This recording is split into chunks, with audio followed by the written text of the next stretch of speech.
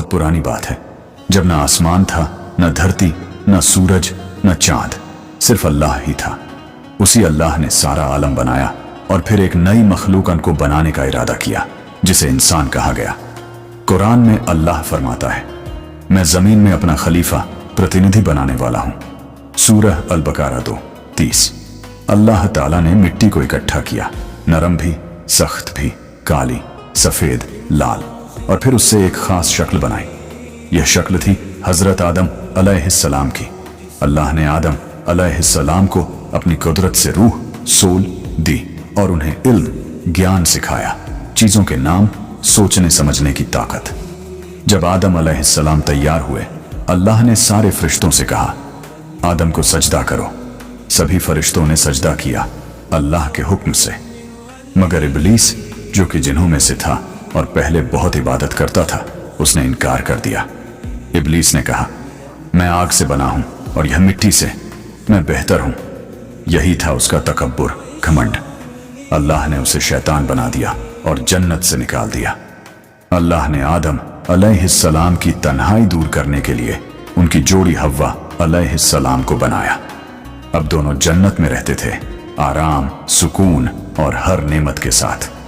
मना किया गया पेड़। अल्लाह ने एक पेड़ की तरफ इशारा करके कहा, इस पेड़ के पास मत जाना, वरना तुम जालिमों में से हो जाओगे। लेकिन शैतान ने उन्हें धोखा दिया। उसने वादा किया, अगर तुम इस पेड़ का फल खा लोगे तो अमर हो जाओगे या फरिश्तों जैसे बन जाओगे। इंसानी फितरत भूल सकती है, और उन्होंने खा लिया। तुरंत उनकी लिबास, पोशाक जन्नत से हट गई और उन्हें अफसोस हुआ।